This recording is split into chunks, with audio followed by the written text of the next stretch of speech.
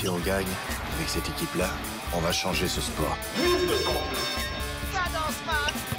Essai de Christian Domenici, c'est un génie! Trace la glace, c'est le bomb man! Vous êtes l'équipe la plus nulle que j'ai jamais entraînée. Pas ça, Zinedine. Je vais devenir la meilleure. Comme ça, je pourrais changer les choses. Souvenez-vous, on marque pas avec ses pieds, on marque avec ses couilles. Ici, on parle du sport dans le cinéma. Au Ciné Sporting Club, la Dream Team rencontre le casting. Ça pue la sueur et le popcorn. On entend les claps de cinéma répondre aux claps des serviettes sur le cul. Et les chasubles des joueurs se mélangent aux costumes des acteurs. Poussez la porte des vestiaires du Ciné Sporting Club le temps d'une causerie. Et découvrez les rapports plus ou moins étroits entre le sport et le 7e art. Bonjour à toutes et à tous et bienvenue dans ce nouvel épisode du Ciné Sporting Club. Bonjour Romain. Bonjour Fabien, et bonjour à toutes et à tous, et bienvenue donc dans cet épisode. Comme beaucoup de ces citations, nous ne sommes pas certains qu'Ernest Hemingway ait dit « Il n'existe que 3 sports, la tauromachie, la course automobile et l'alpinisme. Les autres ne sont que des jeux. » Un peu sectaire le mec quand même. À peine. Donc comme vous l'aurez compris, on va évidemment pas parler de tauromachie, jamais d'ailleurs dans ce podcast. On vient de perdre tout le monde en Occitanie, là, désolé. Mais bien d'un des sports les plus représentés au cinéma, le sport automobile. Bon, alors je vous explique, le sport automobile, vous vous doutez, Fabien, il est comme un lion en cage pour cet épisode. Il a même mis un casque pour l'occasion. Et des sous-vêtements inifugés, hein, mais de d'accord. l'intérieur. Ah oui, ok. Bon, je suis pas allé vérifier, mais on va faire confiance en Fabien. Oui. Donc bon, on va pas le laisser dans les stands, et on va vite lancer le départ de cet épisode, qu'on a simplement appelé Moteur. Ladies and gentlemen, start your engine. Prêt? Le nom qui se trouve sur ce volant devrait vous indiquer que je suis plus que prêt, Shelby. Allez. Bien, monsieur. C'est le risque mortel qui fait que les films de course automobile ont une place à part. Les dangers de la discipline, les drames, les imprévus, les duels et les scénarios fous. Tout ça, c'est du pain béni pour le cinéma. Le public de sport mécanique, comme celui du cinéma, est amateur de ces sensations fortes. Et ces sports si particuliers offrent au cinéma un très large éventail de dramaturgie. Il y a de l'action, de la tension, de la peur, du bonheur, du malheur, des rivalités bien sûr, et aussi beaucoup de respect. On s'attache au pilote comme on s'attacherait à un personnage principal dont on ne souhaite que du bien pour la fin du film. C'est une recette bien connue d'ailleurs dans le film de Bagnole. Quand le scénario de base est aussi à la peine qu'une Lada, ajouter une touche philosophique sur le rapport à la mort. Les deux ennemis jurés passent pas loin de la tragédie, puis se demandent si tout ceci finalement en vaut vraiment la peine. Oui, puisque comme l'a dit le grand Steve McQueen, seule la course est la vie, tout le reste avant et après n'est que l'attente. Mais on peut aussi se demander si la particularité de ces films vient du lien étrange qui unit l'homme et la machine. Cette dernière pouvant devenir un personnage à part, comme dans La Coccinelle par exemple, Oui, toute la série. Choupette. À la fois une alliée, une convoitise, une traîtresse ou une sauveuse, la voiture elle-même pourrait voir son nom au crédit du film.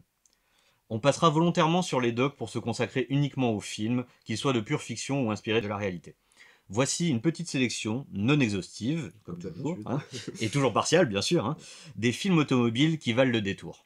Donc afin de satisfaire à la fois les rookies et les Fangio, nous avons choisi à la fois des grands succès, mais aussi, vous allez le voir, des pépites plus confidentielles, dont peut-être même les Petrolheads n'auront pas entendu parler, car peu connus en France. On est en pleine période de triple couronne, le Graal de tout pilote automobile avec ses 3 courses légendaires, Monaco, Le Mans et Indianapolis. Nous allons donc vous présenter chacun la nôtre de triple couronne. Le danger? Oui, évidemment. Mais il y a un point très important auquel on ne pense jamais. Je crois que si nous imaginions ce que c'est que de rentrer dans un arbre à 250 km/h, il n'y a pas un seul d'entre nous qui se mettrait au volant. Aussi, il m'a toujours semblé que pour faire quelque chose de très dangereux, il faut un certain manque d'imagination. Pour la première couronne, on va commencer avec ce film dont on a déjà parlé dans certains épisodes précédents. Donc je vais parler de Rush, de Ron Howard, donc film sorti en 2013. Alors, bon, pour expliquer vite fait, il s'agit d'un biopic, on en a déjà parlé. Bon, alors biopic, on a déjà parlé du thème. Oui, du thème, complètement. Un biopic sur la rivalité. Bon, encore un autre thème récurrent du film du sport. Donc là, on en a 2. Donc un biopic sur la rivalité entre les pilotes autrichiens Niki Lauda, qui est joué par Daniel Brühl, alors ça ne s'invente pas, et britannique James Hunt, qui est joué par Chris Hemsworth. Ouais, Donc ça se passe pendant la décennie des années 70 et essentiellement pendant la saison de Formule 1 de 1976. Alors c'est une histoire de duel, comme vous l'avez compris, qui est passionnante et brillamment adaptée au cinéma, et pour cause. Niki Lauda, donc le vrai, a été principal consultant pour le scénario, mais également pour les aspects techniques. Ça garantit la grande fidélité entre la narration du film et les événements réels. En termes techniques, évidemment, on pouvait faire confiance à Niki. Oui, c'était c'est un des patrons là-dedans. D'ailleurs, Lauda a déclaré que lorsqu'il visionna le film, il fut impressionné par sa très grande précision et même surpris de ne pas voir de raccourcis à la sauce hollywoodienne. Merci Ron Howard pour ça. Voilà, et bon, alors Lauda, c'était pas un critique de film, mais en termes de technique, je pense qu'on peut lui faire confiance. Donc voilà, déjà en termes de fidélité, on est bien dedans. Alors dans ce film, on y expose tout ce qui opposait donc les pilotes Hunt et Lauda, leur personnalité et leur conception du sport qui sont diamétralement opposées. On a vu justement que dans le thème des rivalités, que souvent c'était deux personnages tout opposés, quoi. Hein, voilà. Et là, on y est carrément, puisque Hunt donc représente, voilà, avec son côté playboy, beau gosse, un peu bling bling, pilote au feeling, voilà, côté tête brûlée, hein, forcément, bon, là, au sens figuré. Oui. Voilà. Et Lauda, donc un pilote pas très avenant, sérieux, technicien, calculateur, professionnel, perfectionniste à fond, le mec que tu regrettes d'avoir invité pour animer l'ambiance à une soirée, quoi. Hein. Et tête brûlée aussi, mais lui, cette fois, c'est au sens propre. Oui, le pauvre. Du coup, forcément, avec deux personnalités comme ça, ils pouvaient pas vraiment se blairer, et ce, depuis leur rencontre en Formule 3. Alors, dans ce film, on y retrace essentiellement tout le déroulé de la saison de 1976, durant laquelle nos deux pilotes se sont tirés la bourre jusqu'au bout. Certaines courses sont survolées, évoquées comme dans un clip rétrospectif, hein, voilà, avec à chaque fois un titre sur la course qui est en cours. Le montage, voilà. Le montage, voilà, exactement. Et d'autres qui sont bien plus exploitées. Donc évidemment, les courses importantes de la saison, notamment celle du Nürburgring, voilà, en Allemagne, la course donc du terrible accident de Lauda qui a été coincé dans sa voiture en flammes, pour expliquer un peu à ceux qui ne connaissent pas l'histoire. Oui. Et qui, pour l'histoire, donc a été tourné sur place, sur le Nürburgring en Allemagne. D'accord, ouais. Voilà. Et le circuit Fuji au Japon, donc ancien Grand Prix du Japon, qui voit donc la course finale aux conditions plus que dantesques, quoi. Un peu de pluie ce jour-là. Ouais, un peu beaucoup, c'est clair. Alors par contre, alors on va parler bagnole, mais côté scène de bagnole, c'est clair que c'est du lourd dans le film. Hein. On laisse toute la bande son à la musique des moteurs de l'époque. Hein. Pas de mélodie pour pousser le massacre, pour citer IAM. Voilà, donc le son est dingue, vraiment. Voilà, bon, c'est dommage que moi je l'ai pas vu au cinéma, mais c'est vrai que c'est un gros regret parce que le son est assez fou dans ce film. J'ai eu cette chance et les démarrages des moteurs étaient incroyables. Les poils. Voilà, donc le son est dingue, le montage est brillant, les plans sont originaux et multiples, hein, d'ailleurs. À se demander finalement, alors moi c'est ce que je me suis dit en voyant le film, si finalement les techniques de cinéma d'aujourd'hui ne seraient pas une plus-value sur les événements dont les retransmissions passées sont un peu datées en fait. Ouais. C'est-à-dire que moi, on m'aurait parlé de Niki Lauda et de Hunt, j'aurais regardé des images, j'aurais pas eu forcément d'émotion, enfin voilà, de côté sensation forte. Et là, finalement, on vit ce duel-là comme si on y était, enfin peut-être même mieux que si on y avait été, quoi. Voilà. Oui, c'est vrai, oui, par rapport au moment de l'époque. Mais ce qui est aussi important dans le film, c'est à quel point ils ont utilisé des voitures et des vrais pilotes, des cascadeurs. Pour la plupart, il a essayé de se passer un maximum de toute aide numérique, même si des fois, et d'ailleurs ça se voit un petit peu maintenant, on voit qu'il y a des scènes qui ont été faites en effets spéciaux, quoi. Ouais. Alors côté reconstitution, tu en as parlé, tu as parlé des voitures, donc elles sont incroyables, donc c'est un plaisir de voir ou revoir concourir ces bombes roulantes, hein, on peut les appeler comme ça. L'appeler comme ça eux-mêmes d'ailleurs. Voilà, à une époque justement où la sécurité, enfin bon, sécurité à l'époque, qu'est-ce que c'est, quoi, hein, voilà, minimum, quoi. Car oui, ce thème de la sécurité est grandement évoqué dans le film, il est même central, donc parce qu'il veut nous rappeler les progrès en la matière qui ont été faits depuis, et c'est un euphémisme, hein, voilà. Notamment d'ailleurs les progrès qui ont été faits grâce à Lauda qui en a été un fervent militant toute sa vie, et on peut le comprendre après ce qui lui est arrivé. D'ailleurs les scènes d'accident, elles font froid dans le dos, hein, dans le film, avec en point d'orgue évidemment celui de Lauda qui est terrifiant, à se demander encore comment le mec a pu revenir quelques semaines après pour se disputer le titre avec Hunt. Ouais, c'est ce que m'a rappelé le film, c'est à quel point le délai est court, en fait, voilà, de revenir comme ça, c'est n'importe quoi. Encore en convalescence, quoi, limite, il est sorti de l'hôpital en clandestin. Ouais, c'est ça, ouais. Juste pour concourir le championnat. Et donc malgré le mépris mutuel qu'on voit très bien dans le film entre les deux pilotes, qui occupent donc une grande partie du film, c'est finalement un profond respect, même une amitié qui va ressortir de cette relation. Alors bon, j'en dis pas plus, c'est à mes yeux une pépite du film de sport, voilà, pas que au sport auto, mais de films de sport, c'est à voir ou à revoir, vraiment, allez-y, c'est un bonbon ce film. Oui, puis moi, je sais pas toi, mais c'est un film que j'ai montré à des gens qui aimaient pas l'automobile et à qui ça a plu. Ah oui, donc complètement. c'est un bon point d'entrée, voilà, pour ceux Complètement, d'entre vous qui sont pas convaincus. C'est clair. Et d'ailleurs, moi aussi, je me pose la question, le succès de ce film, est-ce qu'il présage un futur biopic sur la comparable rivalité entre Prost et Senna? Il y a eu des projets, il y en a. Qui avait également ce côté-là, où on avait un côté tête brûlée qui était au feeling, Oui. enfin, voilà, D'instinct, un pilote d'instinct. et avec un calculateur Prost, voilà, le professeur, quoi. Hein, Oui. voilà, d'un côté. Donc ça, moi, j'en mettrais ma main au feu. Bon, et j'arrête avec les blagues douteuses sur le feu, parce que... Ouais, s'il te plaît. Voilà. Et donc, du coup, pour toi, Fabien, tu as la deuxième couronne, et c'est à toi de nous la dévoiler.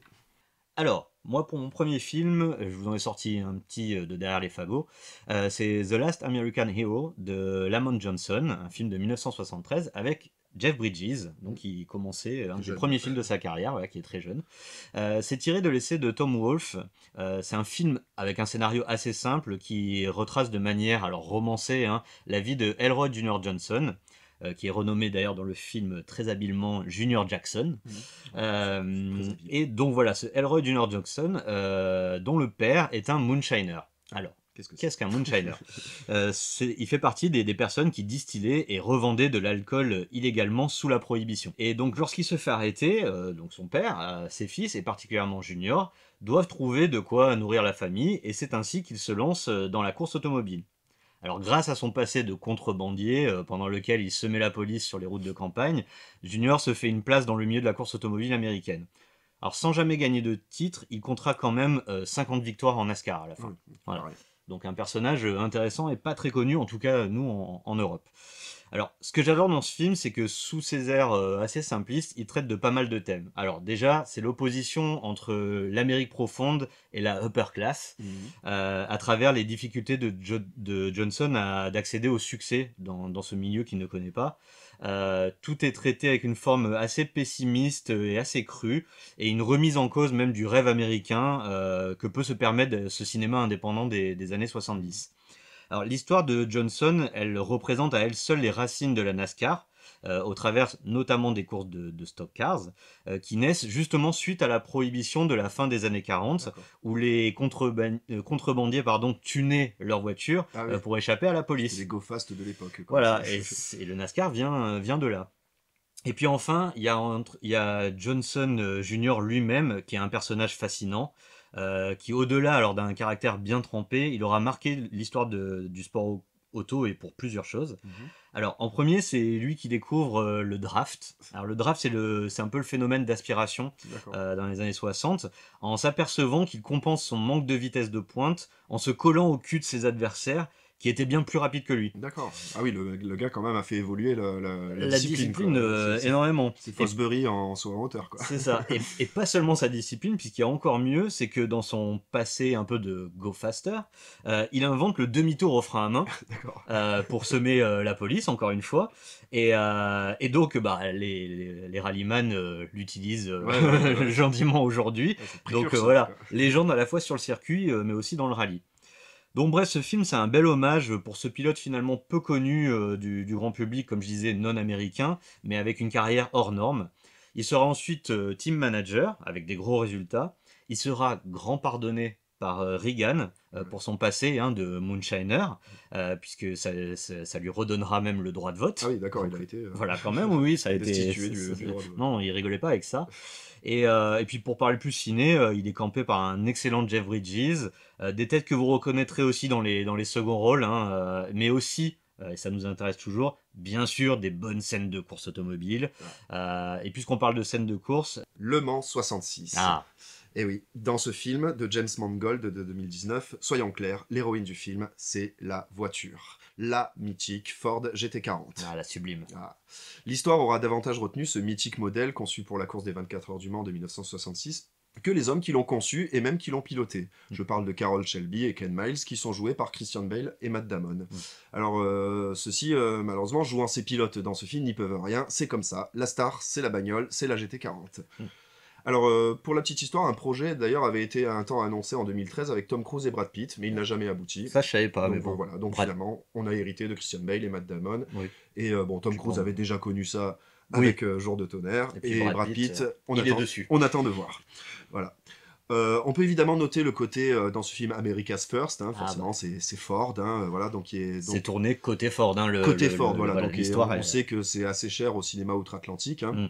Donc le film peut prendre effectivement quelques libertés sur la vérité historique, hein, hormis le dénouement bien sûr. Et encore. Et encore que, voilà, par Il y a exemple, des petites choses. pour la petite histoire, on voit Enzo Ferrari à la fin du film dans la course du Mans, alors qu'on sait que Enzo Ferrari n'a jamais assisté. J'ai mis les pieds. n'a jamais mis les pieds sur en tout cas sur les courses. Enfin, voilà. Car oui, en fait, il s'agit surtout d'un film sur la création de la voiture, de la Ford GT40, conçue dans le seul but de fermer les bouches des vilains Rital de chez Ferrari, qui surdominaient l'épreuve depuis des années à cette époque. Ouais. Car oui, Le Mans 66, c'est l'histoire d'une rivalité, certes, mais une rivalité de constructeurs en difficulté à l'époque, donc Ford et Ferrari. Alors les deux PDG, Henry Ford II et Enzo Ferrari, en avaient même fait une affaire personnelle. Bah, c'est des personnages eux aussi en même temps. Ah oui, on aurait pu leur filer des gants et se battre sur un ring, je pense que ça aurait coûté moins cher. Et du coup, Henry Ford a fait appel à Carroll Shelby, donc un ancien vainqueur dans la Sarthe, et à cette époque qui était concessionnaire. Ouais. Voilà, pour concevoir donc cette GT40 en compagnie de Ken Miles, donc pilote et ami de Shelby. Et le résultat, quelle réussite, hein. Ah bah oui, Voilà. voiture incroyable. Hein. Une bagnole, quoi, aussi belle que rapide. Hein. Bon, on l'a tous en tête avec son bleu ciel, sa bande orange. Oui, aux couleurs de Gulf. Hein. Voilà, là aussi, c'est devenu mythique. Hein. Ils vrai. peuvent les remercier encore, je pense. C'est vrai, oui, c'est vrai. Ouais. Et alors, pour la petite histoire, c'est d'ailleurs à ce jour la seule voiture de marque américaine à avoir remporté la mythique course des 24 heures. Et, ah oui, c'est vrai. Ouais, et 4 années de suite. À ça. Incroyable. Bon, tu peux vérifier, hein, mais bon, d'après mes sources, en tout cas. Moi, je te crois. Voilà, j'en vois pas comme ça. C'est la seule donc victoire américaine dans la Sarthe. Voilà, donc Le Mans 66, si vous ne l'avez pas vu, vous pouvez y aller, c'est très intéressant. Et les courses de bagnole, voilà, valent le coup d'œil. Valent le détour. Ouais. Alors, après 5 courses, comment ça va pour toi? Très bien. Sauf un léger problème avec un rat autrichien et son équipe de tricheurs italiens qui m'ont ruiné ma bagnole. Et maintenant, Fabien, je vois que tu trépignes d'impatience. On va parler d'un film dont tu nous as déjà parlé dans le premier épisode. Ouais, forcément, j'en ai déjà parlé, j'en parle et j'en reparlerai certainement. Mais on s'attaque à Grand Prix. Alors voilà, le chef-d'œuvre inégalé à mes yeux, hein, et qui date quand même de 1966. Donc, c'est le réalisateur, c'est... Alors c'est Frankenheimer. Alors si t'as pas vu Grand Prix, c'est que t'aimes pas vraiment l'auto. Voire t'aimes pas le cinéma tout court, voilà, je suis à peine radical là-dessus, hein, tu vois, mais bon, on parle d'un film de sport, qui plus est donc automobile, hein, assez spécifique, qui a quand même eu 3 Oscars, et qui sert toujours de référence à tous les intrépides qui osent se lancer dans un film sur la F1, c'est pour ça qu'il n'y en a pas tant que ça, et donc Brad Pitt, hein, gare à toi, tu sais sur quoi tu te lances. Il y en a qui se sont cassés les dents. Hein. Oui, voilà, mais finalement, on parlait de Rush, c'était un des seuls qui a surnagé, voilà, sur les dernières décennies. Tu veux pas parler de Driver Non, Driven. Justement, eux, ils n'avaient pas eu les droits sur la Formule 1, mais le scénario avait été écrit pour la Formule 1 à la base. Okay. Heureusement, ils les ont pas eu. Ouais. donc, alors, pour revenir à Grand Prix, là où il reste encore un peu de la place pour l'améliorer, ce film, hein, et c'est un classique, hélas, dans les films de sport, c'est le scénario. Qui pêche un petit peu, mais Frankenheimer, il est sauvé par un casting de très très haut vol. Alors là, on parle de James Garner, de Yves Montand, qui joue le pilote français. À bicyclette. Oui. Pas d'imitation, on avait dit, attention, j'ai failli là. Eva Marie Sainte et même Françoise Hardy. Et oui, il y a un petit rôle dedans. Alors, tous ces acteurs sont épaulés par des vrais pilotes de la saison 66 qui sont très très actifs sur le tournage, qu'on voit souvent. Et là, on parle de très très grosses légendes. Hein. Donc, Graham Hill, parler de la triple couronne, seul monsieur qui l'a fait. Phil Hill, pas son frère, je me préviens, aucun lien de parenté. Jochen Rindt, les Allemands vont me détester de l'avoir prononcé comme ça sûrement. Bruce McLaren, Jim Clark, Jack Brabham, bref, tout le plateau de la saison était là. Ah ouais, donc eux ils ont participé au film. Et oui, et alors, pour l'anecdote, la plupart de ces pilotes, et même Enzo Ferrari, étaient très réticents à l'idée d'une équipe hollywoodienne, alors t'imagines avec tout ce que ça comporte, qui arpente les paddocks pendant le championnat. C'est un peu ce qu'on voit avec Netflix actuellement dans les... Ouais, mais une équipe de ciné, t'imagines, et de l'époque, hein, donc les caméras, c'était pas des... Voilà, on n'était pas sur des GoPro. Et d'ailleurs, alors pour contrer ça, John Frankenheimer, il a envoyé à Enzo Ferrari une ébauche, après avoir tourné quelques images pendant le Grand Prix de Monaco, qui va convaincre Ferrari par la qualité du travail colossal. Et c'est même plus que convaincre, puisque il était tellement emballé Ferrari qu'il a ouvert les usines, ce qui Ferrari ne faisait jamais ça à l'époque, hein. Pour les caméras. Ils l'ont intégré du coup au scénario. Yves Montand, qui devait être dans une autre équipe, bah, c'est devenu un pilote Ferrari. Enfin voilà, pour dire à quel point ça avait emballé tout le paddock. Et alors ce qui est colossal aussi, c'est pour les caméras. Alors, nouvelle anecdote, pratiquement toutes les Panavision, qui sont des énormes caméras hein, de 65 mm, qui existaient à l'époque, elles ont été réquisitionnées le temps du tournage de ce film, quoi. Et là, ce que aussi, avec lequel Frankenheimer ne transigeait pas, c'est qu'il ne voulait pas de triche. Donc, que des scènes à vitesse réelle, pas d'accélération au montage, hein. Et puis, oui, des acteurs qui pilotent les voitures de course. Parce que, voilà, il voulait du réalisme là-dessus. Donc, alors, les Formule 1, c'était des Formule 2, en fait, qui étaient déguisés en F1, mais avec un souci du détail où ils reprenaient des échappements qu'ils mettaient voilà, sur les Formule 2. Donc, ça ressemble à une Formule 1. Voilà. Donc, tous les pilotes... des mois de coaching pour piloter ça, parce que James Garner par exemple n'avait jamais piloté une automobile. D'accord, il a passé son permis dans une F2. Ouais, bref, voilà. Mais il y en a un qui a été exempté, c'était Yves Montand, qui lors des essais s'est fait une grosse frayeur à Monaco. Et qui a ensuite souhaité être tracté par une Ford GT40, on revient à cette voiture, conduite par Phil Hill. Voilà. Autre chose, donc le tournage à Spa en Belgique, dans le film ça se passe sous la pluie. Alors tu te dis tiens c'est dans le scénar tout ça, non c'était pas prévu.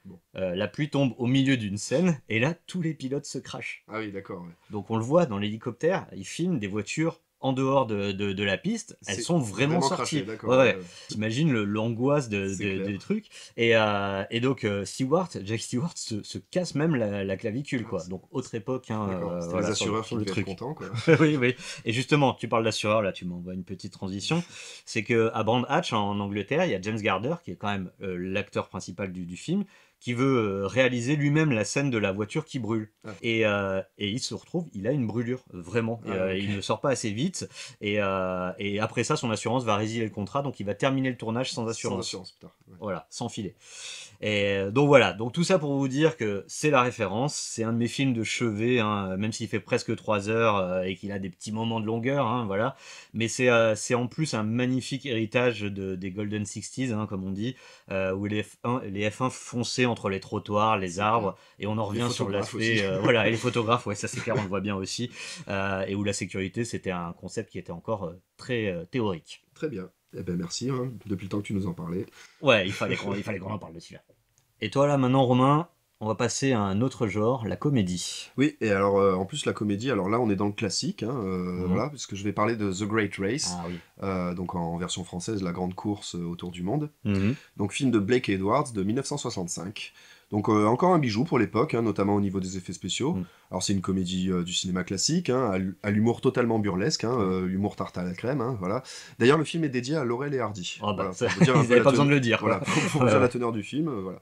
Alors ce film est drôle mais aussi très bien écrit. Il s'inspire donc de la course éponyme et bien réelle de 1908 qui relia New York à Paris. Alors pas en passant par l'Atlantique évidemment. Donc voilà, donc les rallyes marathons ça plaisantait pas à l'époque, hein, on est d'accord. Donc si on peut juste faire une parenthèse sur cette course, elle est passée donc par New York, Chicago, San Francisco, Seattle, Yokohama, Vladivostok, Irkoutsk, Omsk, Moscou et Paris, soit environ 35 000 km. Ça va. Voilà, donc 6 équipages de 3, et pour info, donc le vainqueur, le vrai vainqueur, donc c'était George Shuster, qui a été le seul à tenir le volant toute l'épreuve, parce que c'est moi qui conduis. Voilà. Donc bon, il aura quand même mis 7 mois. Mais bon, 7 mois pour faire en bagnole, et les bagnoles de l'époque. Oui, de l'époque surtout. Donc les tacos, hein, voilà, pour faire New York-Paris, c'est pas mal. Alors bon, je reviens au film. Donc le grand Leslie, donc c'est le personnage principal, qui est joué par Tony Curtis, se voit concurrencé par le sournois Professeur Fatalitas. Je crois que c'est Professeur Face en anglais. Ouais. Joué par Jack Lemmon dans sa participation à la grande course. Donc le méchant, assisté par Max, Peter Falk, de Colombo. Colombo, c'est ça. Ouais. Oui. Non, pardon, je fais pas l'imitation. Que l'on pourrait appeler Diabolo finalement, parce que donc c'est un... Ah oui, les ruses, ils tentent des trucs. Les ruses, voilà, pour gagner, donc des sabotages sur les autres voitures, des gadgets sur sa voiture, des pièges à gogo, enfin voilà. Donc les personnages sont drôlement stéréotypés, évidemment, hein, et le film prend également une teneur féministe, avec le personnage de Maggie, qui est une journaliste qui couvre l'événement et qui participe aussi à la course. Le moteur, les sensations fortes et la compétition sont évidemment mis à l'honneur. Et d'ailleurs, il n'y a pas que la bagnole dans ce film. On a des scènes sur les eaux aussi, sur les rails, et même dans les airs. Voilà. Et d'ailleurs, donc cerise sur le gâteau, donc 2 voitures ont été conçues spécialement pour le film. La Leslie Special Stanley 62, enfin 62, je sais pas comment on dit, et la Hannibal 8. Voilà. Ouais. Allez voir, hein. Ces voitures, elles sont rigolotes. Elles sont et d'ailleurs, si ce scénario aux très nombreuses scènes cartoonesques vous rappelle quelque chose, c'est pas pour rien, c'est parce que il inspira carrément la célèbre série animée Les Fous du Volant en 68. D'ailleurs, quand on regarde le film, on est carrément sur Les Fous du Volant. Hein. C'est exactement ça. Tu penses qu'à ça. Voilà, donc avec Diabolo et Satanas. Alors, on va rester dans la comédie, et là, Fabien, tu nous en présentes une, mais plus récente, cette fois.